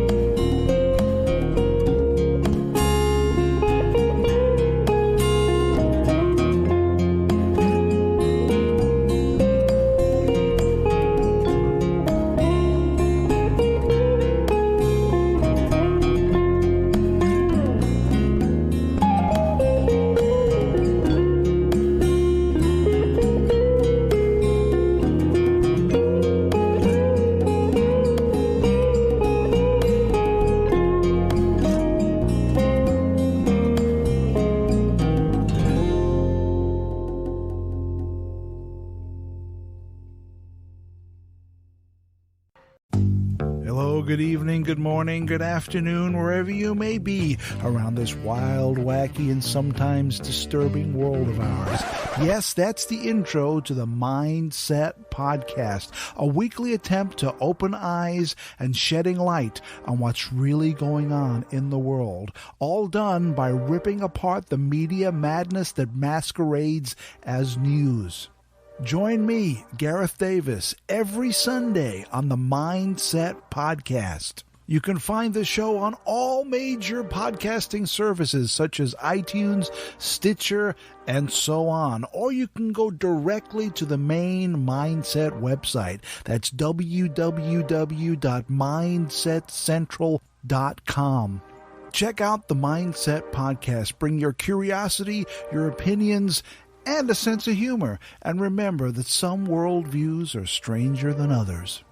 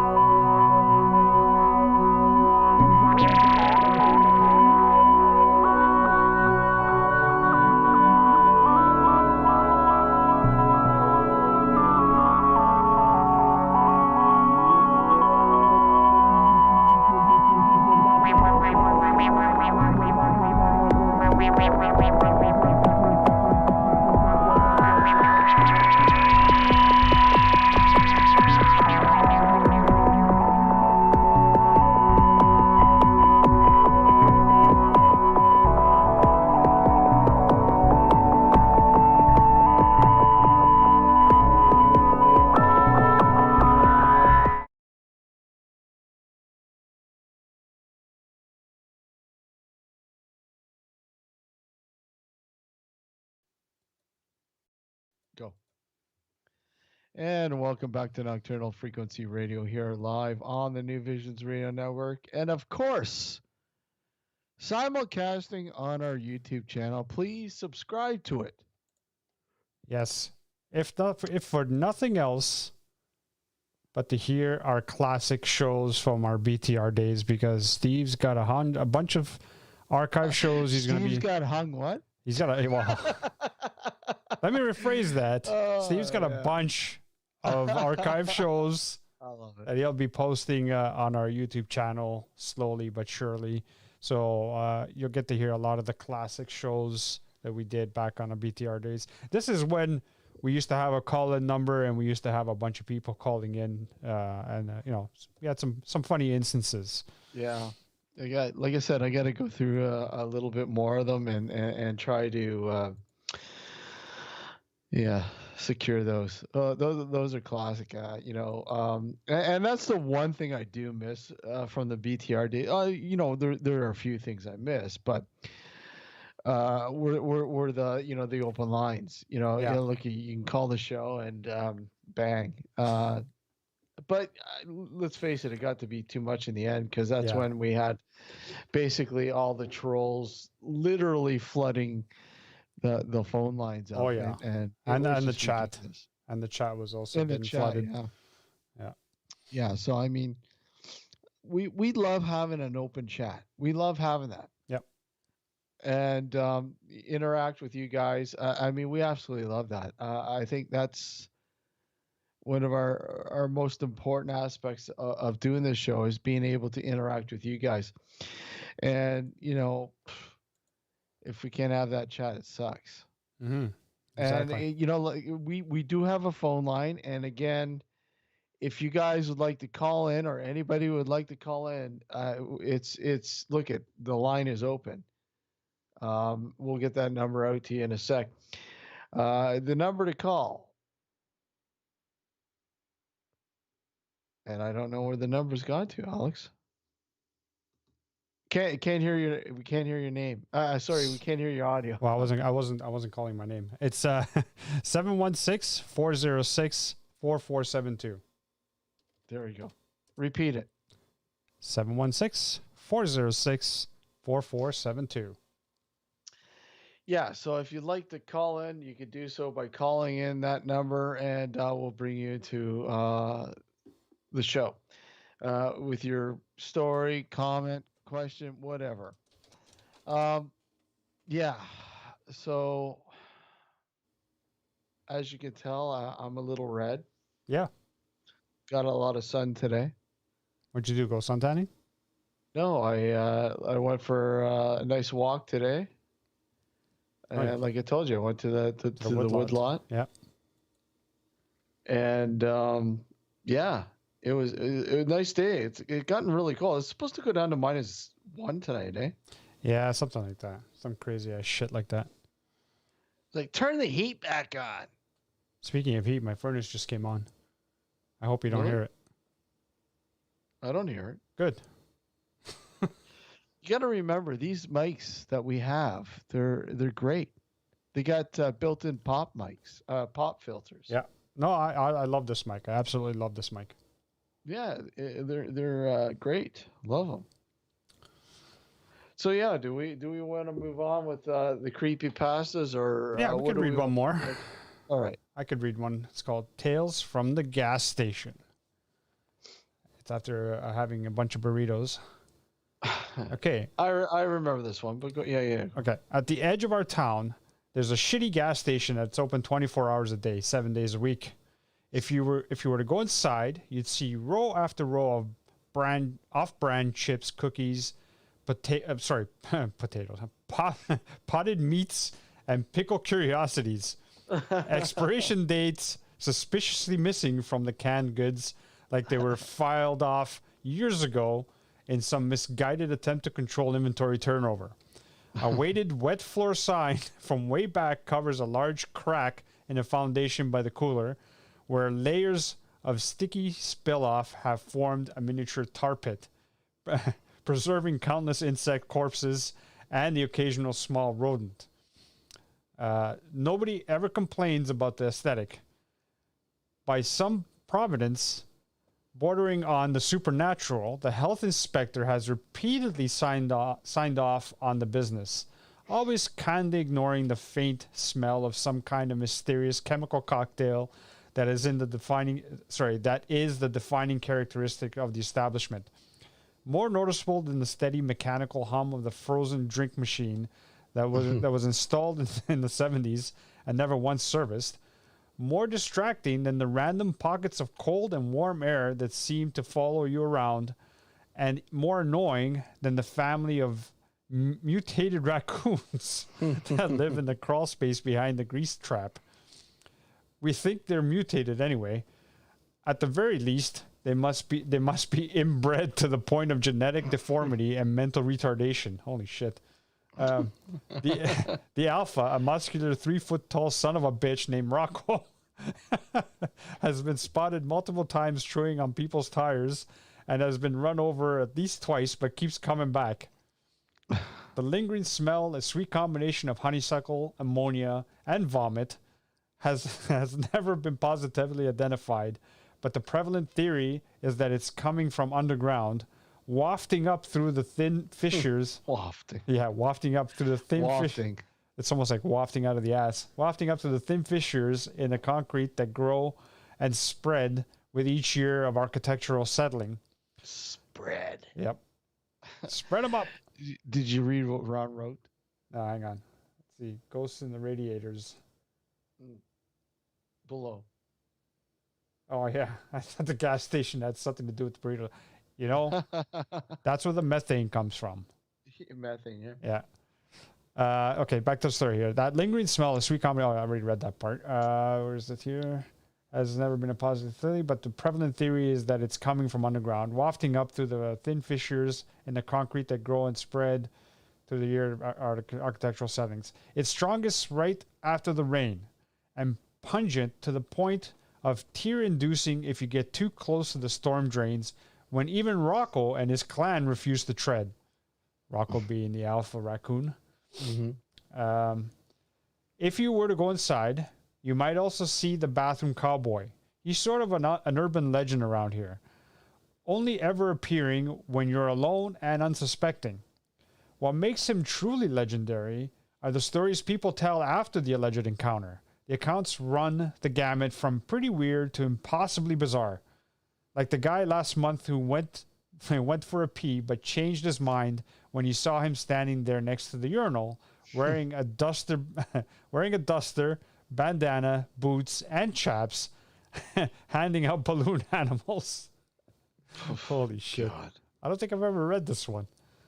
Or No? a couple. No, I don't think I have. Or a couple of weeks later, when another customer stepped into the same bathroom to see a man wearing nothing but a cowboy hat, boxers, and boots with spurs, literally grinding an axe on an old-fashioned stone sharpening wheel.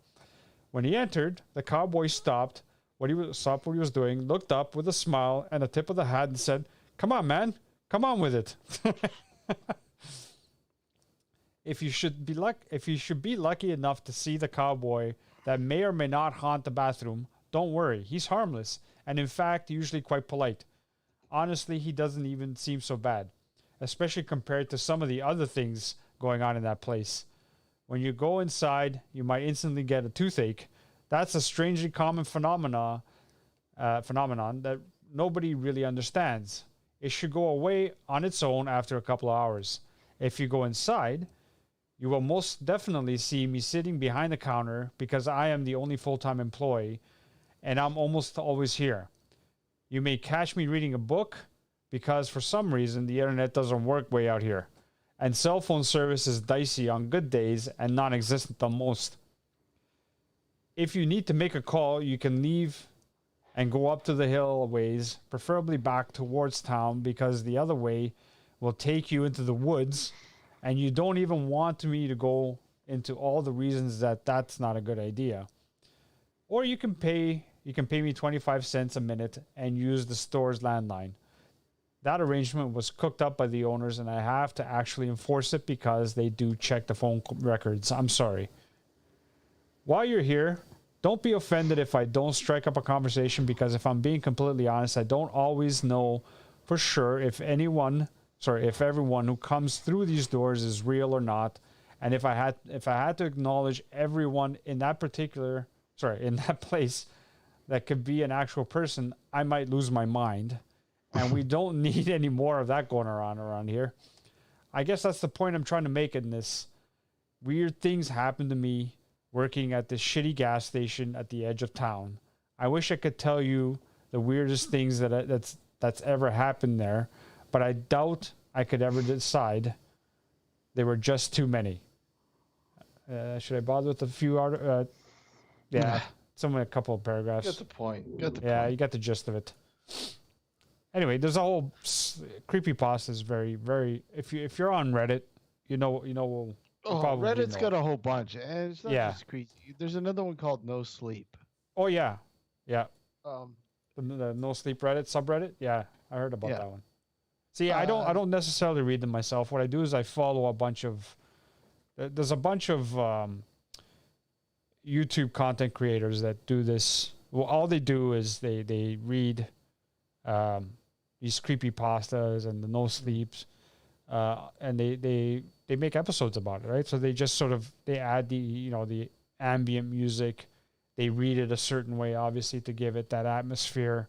So I, instead of reading it, I just download the episodes and I just listen to it as I'm doing whatever I'm doing. Like today I was barbecuing outside and I was listening to some of the creepypastas.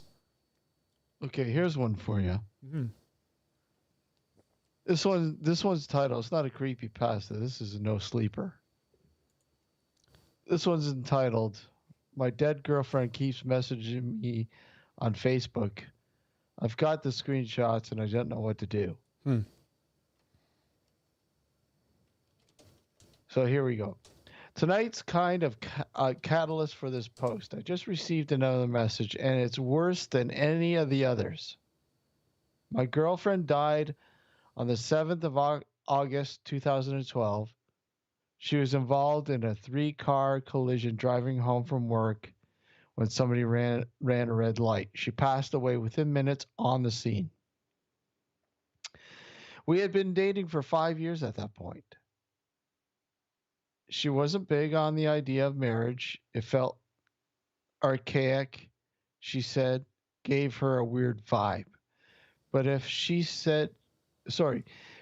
had been, I would have married her within 3 months of our relationship. She was vibrant, the kind of girl that would choose dare every time. She was happiest when camping, but a total technophile too. She always smelled like cinnamon. That being said, she wasn't perfect. She always said along the lines of, if I cark it first, don't just say good things about me. I never liked that. Excuse me. Wow.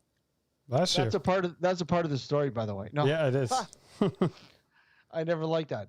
If you didn't pay attention, or sorry, if you don't pay me, if you don't pay me out, you're doing me a disservice.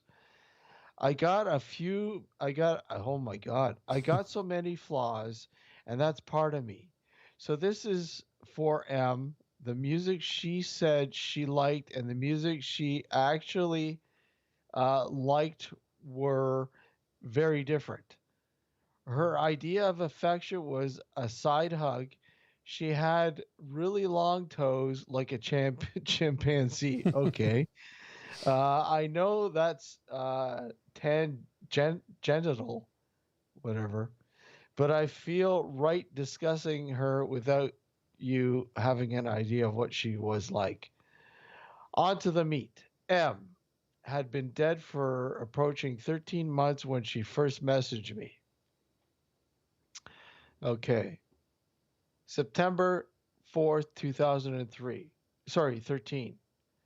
This is when it began. I had left Emily's Facebook account activated so I could send her the occasional message, post on her wall, go through her albums. It felt too final and too un-Emily to memorize it. I share access with her mother, Susan, meaning her mother has her login and password, and has spent a total of approximately 3 minutes on the website or on a computer total. After a little confusion, I assumed it was her. November 16th, 2013. I received confirmation that from Susan that she hadn't logged into M's Facebook since the week of her death. M knew a lot of people, so I instantly assumed this was one of her more tech-savvy friends fucking with me in the worst possible way. I noticed pretty much immediately that whoever was chatting with me was recycling old messages from M and my shared chat history.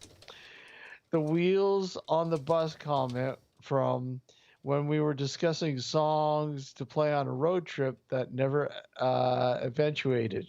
Oh my God, whatever that means. Hello happened a million times. When you're reading other people's writing, it's just sometimes. I know. There's no editing involved in these stories.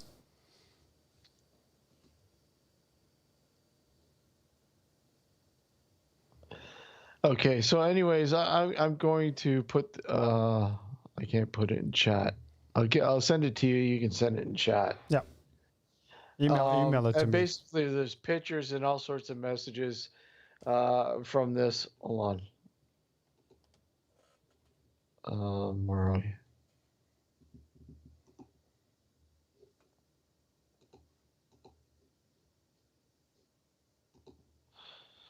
I sent it in chat. Skype. So, yeah, weird.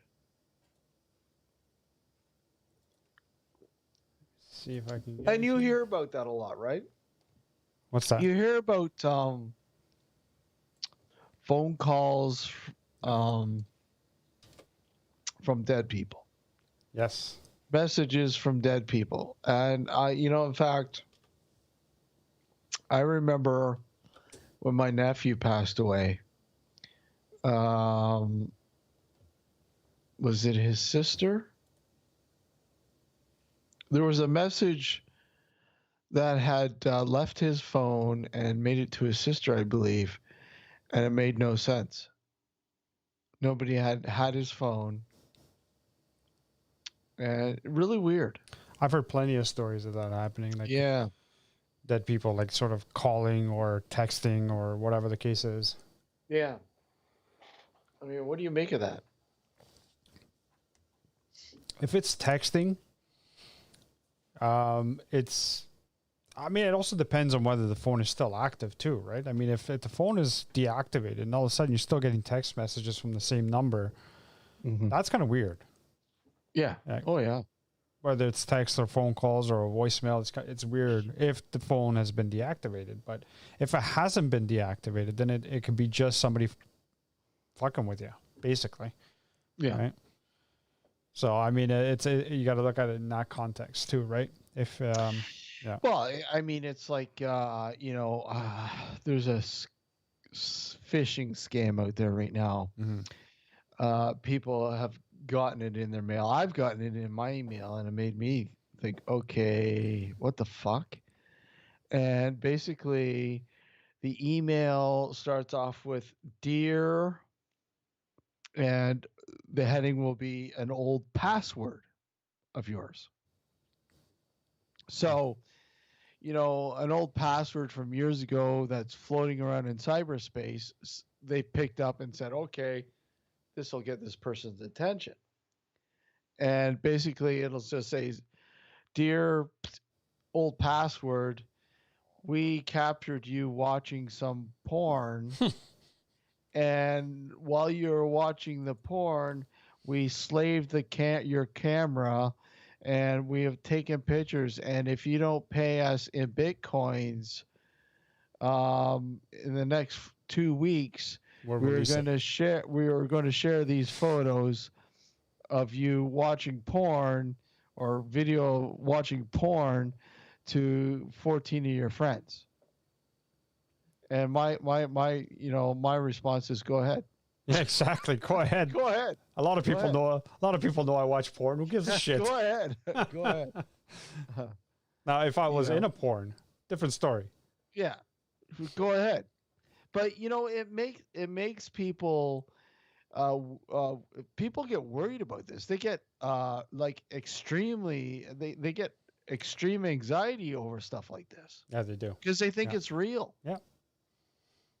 And I bet you there's been a few people that have clicked that link and paid that money. Yep. Their goal is to send it to as many people as possible. And even if a small percentage of people pay, they're laughing. They're laughing because that's one too many. Yeah. And why didn't they provide a screenshot in the email? Exactly. If they got proof, show it. Exactly. Show me. So, but that goes to show you, folks. Change your passwords. Yes. Often as much as possible, because I'll tell you right now, it'll come back to bite you. And if you have any old emails out there, close them. Close them.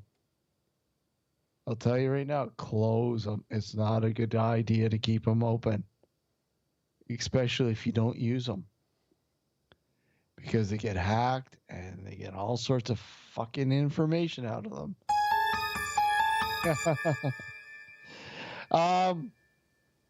Alex, we gotta end things on New Visions. Yes, we do. I want to thank everybody for tuning in on New Visions. Thank you for joining us this evening. Next Sunday night, we have a guest. Our good friend, Fred Anderson from Sweden. I call him the Swedish Ninja. Yeah. Looking forward to joining us. Sorry? I'm looking forward to it. Yeah, he's going to be coming on to talk about a really, really extremely cool UFO tale experience there in Sweden. Make sure you tune into that show. Yeah, he's going to be, and he's going to be talking about that and so much more. He's also got a podcast, but it's in Swedish, so it doesn't do me any good. No, but some of the stories that they've sort of covered have been really cool. So we'll get him to talk about that shit too. Yeah. But thank you for tuning in. If you're tuning in on the radio, join us on our YouTube for a few more minutes. YouTube.com/user/nocturnal frequency 1, or just type in nocturnal frequency 1, or sorry, nocturnal frequency to join us on YouTube. Take care, everyone. We'll see you next. We'll see you next Sunday night. Take care.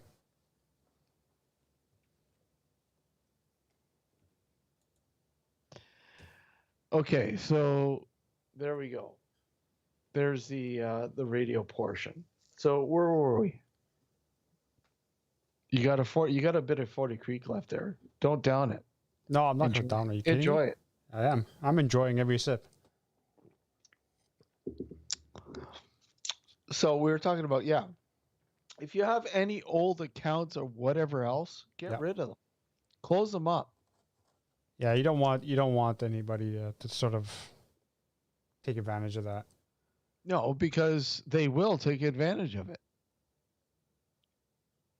Information, because if, like, for instance, an old password, a password that might be a part of that account that you're leaving, you might use somewhere else without knowing. Mm. And it might allow them to get into your porn account. Yeah, especially if you use the same password. Well, yeah, if you use the same password across the board, you're screwed. That's why my password for my porn accounts is old comer. Oh God, you gotta love it. You gotta love it. So let's talk about the woodlot a little bit. Sure. So you said you're really looking forward to getting back out there. Why? Yeah, because I want to see what else we can, kind of capture when we're there, or if we come across that coyote again. Well, we were in no danger, but no, I know, but it was kind of pretty creepy. It was eerie. Yeah, it was eerie because it wasn't just like it was like a weird kind of howl or growl, rather, not a howl. A growl, not a howl. Yeah, it was like it was a growl. It wasn't really a howl. It was a cry. It was more of a cry. Yeah. There's somebody here. They're close to our den. Get out of here before Let's scare the shit out of them. Get out of here before I pee on you and mark my territory. Scare the shit out of them. But yeah, it's an intriguing little place. I want to be able to find that mound again. Yeah, that I need to find that again.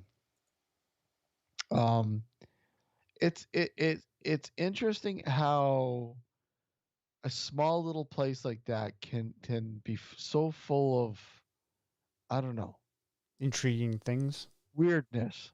Well, just the knocking noises we were hearing. Like, people it seemed like someone was hitting a tree trunk, like you were saying, a tree trunk with like a branch or something. Oh, there goes your picture resizing on me. Yeah, I see that. Fuck. I'm gone. I'm totally gone. I can Skype. Anyway, so yeah, it's one of those things where it's like, it's very intriguing. And I want to go there to see if anything else of significant happens. You know what I mean?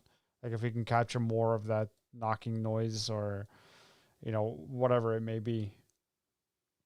Well, the interesting thing about the knocking is that it doesn't register when you put it into an audio analyzer, spectrum analyzer. Yeah.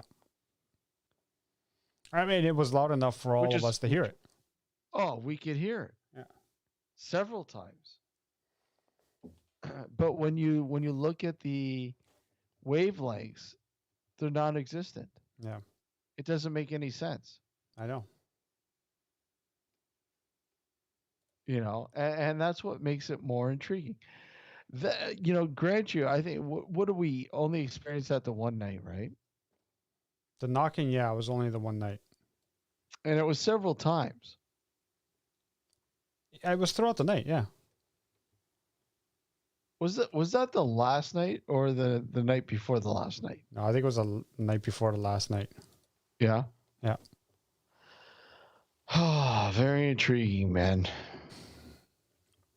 Very intriguing. And of course, we've got the wailing. Yeah. Can't figure that out. Again, that is something that is not registering. The wavelength's not registering. It's like, I don't get it. It's there. We heard it several times. You heard it one time. Then, of course, there's the opossum we saw on the tree. Yeah, that was cool, huh? Mm. Except for, it started getting angry when Gord wanted to go close to it and pet it. Well, hey, wouldn't you? Yeah. I'd be getting kind of scared too.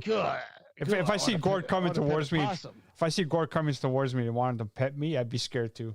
Yeah. Makes you wonder. Yeah. What the fuck? But no, you know what? I honestly want to go there and conduct a seance, to be perfectly honest with you. It's not going to be easy because it's outdoors.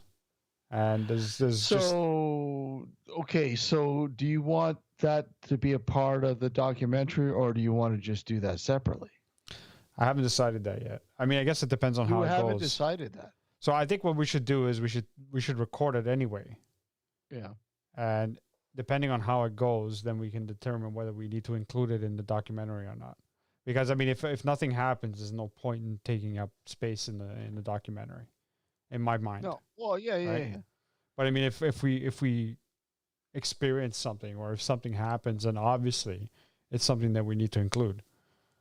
Mm-hmm. I agree. Maybe we can get Gord to start speaking tongues.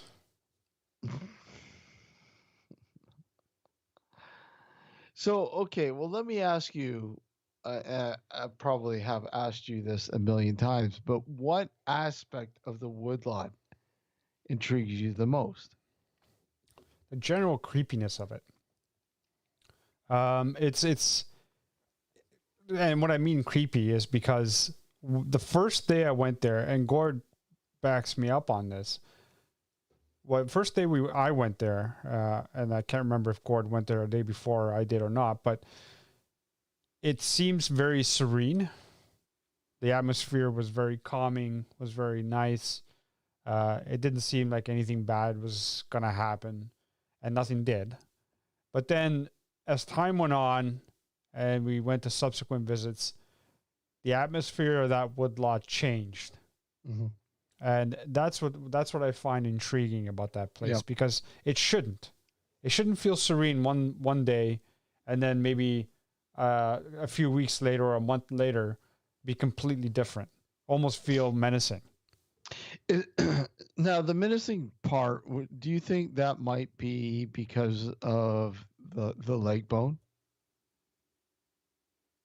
No, I don't think it was because of the leg bone necessarily. You don't think that set a sort of the way that the rest of the evening went?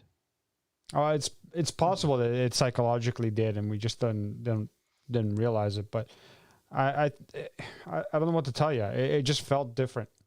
Whether the leg bone had anything to do with it or not, I guess it could have, but I don't know, to be honest with you. But it just felt different. Even on the way to the woodlot itself, it felt different. So that's why I'm kind of leaning against it being the bone as the catalyst for the feeling. But it did have a different aura to it. Ron asked actually in the chat, goes, do you guys believe evil spirits can follow you from one house to another? So that's a tricky one, because I don't know how much you believe in evil spirits per se, but there have been people who claim that that's the case, that the spirit's attached to the individual, and therefore no matter where they go, the spirit will go with you. Yeah, I don't subscribe to that personally. I get it all the time, Alex. I get it that, the reason why what's going on in my house is because I brought shit home from investigations. Yeah. I hear it all the time. Do I believe it? No. Yeah. I don't, like you, I don't subscribe to that. Yeah. I don't, because first of all, we have to be able to define what an evil spirit is. Right? So when someone comes across quote unquote evil spirit, and a lot of the times, especially now more so than ever before, because of all, the advent of the TV shows and all that, automatically it goes to demon, right? More often than not, it goes it leans towards it being a demon. Yeah. Let's suppose that's not an issue. Let's suppose we're not dealing with demons and we're just dealing with an evil spirit. Fine. Now, depending on the scenario, I'm more inclined to think that if there's an evil spirit in a particular house, it's attached to the house. And the reason why it's harassing you when you're there investigating is because you're invading on their territory. Once you leave, they should be happy, and they shouldn't be following you home. If you come back repeatedly and harass it, they're probably going to try to do whatever they can to dissuade you from being there. I don't think they're going to follow you home, because the attachment's to the house. So I don't know. I've heard, like you, Steve, I've heard stories of people saying that the spirits or whatever evil entity, whether it be demonic or otherwise, have followed them home, and I hear that too. And I don't believe it just yet. If it happens to me, then obviously I'll believe it, but it hasn't happened. I don't believe it yet. No, I'm not much of a believer in it. As much as what all the weirdness that's happened here, I don't think it's a matter of me bringing anything home. More so that whatever's going on, as subtle as it is a part of here. Yeah. It was already here. Listen, I used to play the Ouija board on a regular basis when I was a teenager, mid to late teens. And I've even gone so far as to play on top of a grave in a cemetery at night. If anything would have attached itself to me, it would have been at that point. And I can safely say that when I went home, nothing followed me home. How do you know? Because I would have experienced stuff by now. How do you know? Because how do you know it didn't wait for nothing the perfect happened. time? Nothing happened. Nothing has happened. That's my point. I'm talking about... How do you know it's yet to happen? Well, then it's taking its sweet goddamn time, isn't it? Well, because you got to remember... You got to look at time here, okay? Look at... time to us is different from time to those who are, Fair enough. But if you're talking about a spirit that's interacting with our timeline, then I tend to believe otherwise, that, time isn't different. Because if you're talking about a scenario where... That's a good question, by the way. Yeah, it is. Because how can the spirit, whose timeline is different than ours, interact with our timeline? Like, in other words, if a spirit's 1 second equals our 1 year, for the sake of the argument, how is it possible that spirit can interact with us? Because it would be, it would be a haunting that would last an eternity for us.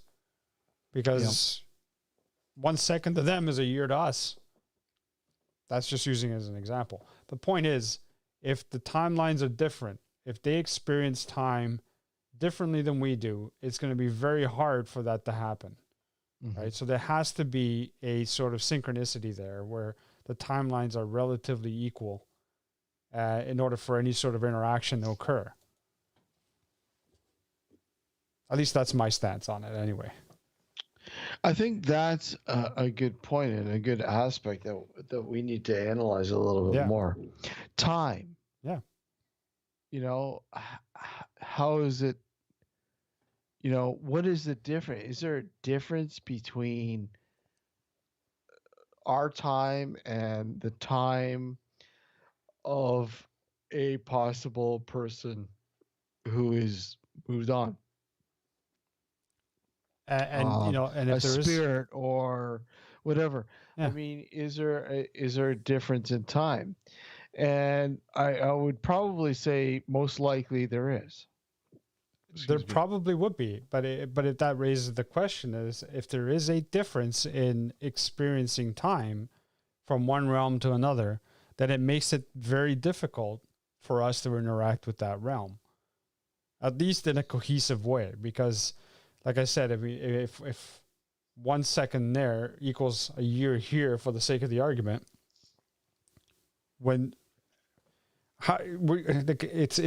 it's hard to explain because we'd have to go through a whole year of constantly recording stuff just to get a second, a snippet, a second of their timeline. You know what I mean? It's going to be. But you see, we're thinking, and again, here we are yielding to the fact that we're dealing with folks that have moved on. No. I'm not talking about. No. I'm just saying. Yeah. Right. And what if we are dealing with somebody or something that is dimensional? If that's the fact that there is a glitch or like a crossing, that glitch being a crossing, whatever, then there is most likely a huge difference in time. In what sense? Like how they experience time as opposed to us? Exactly. Right. But yeah, regardless of what we're talking about, whether it's a spirit or something from another dimension, my point is it still rings true, because if they're experiencing 1 second and they're 1 sec, okay, maybe a 1 second to 1 year is an extreme example, but if their 1 second equals our 1 minute, it's still hard to sync that, because in order for us to get any sort of substantial evidence, we'd have to record for longer than, like, if we record for 5 minutes straight, that equals 5 seconds of their time. So if they're talking, it's going to be very, very slow on the recorder, almost to the point where you may misconstrue it as a hum. You know what I mean? Like some sort of interference. So what are you saying? How should we accurately record? Well, you record as you normally do, but what we could try doing is maybe slowing the recording down or speeding up the recording to see if we actually see if there is an interference, or if we hear something that sounds like maybe a humming or whatever the case may be. If we speed up or slow down the recording, we may actually come across something that is something that we may, maybe communication that we thought it was just, it's distortion. So you're saying that a key element to, like, analyzing EVP is speed. That's a possibility. I'm not saying it's a key element. It's a possibility. It's a possibility, a game changer, perhaps. It could very well be. If in fact what we're capturing is from a different dimension, or whatever it may be, whether it's a spirit, if it experiences time differently than we do, then we have to take that into consideration. We have to take the possibility that we need to either speed up the recording. Once we've recorded it, we speed up the playback, or we slow it down to see if we can capture any voices. And we play around with that. If we do capture something, then we have, we might be onto something here. No, I agree with you. I agree with you entirely. I think, speed, time is essential. Mm-hmm. And trying to understand what we're dealing with audio, with EVPs and whatnot.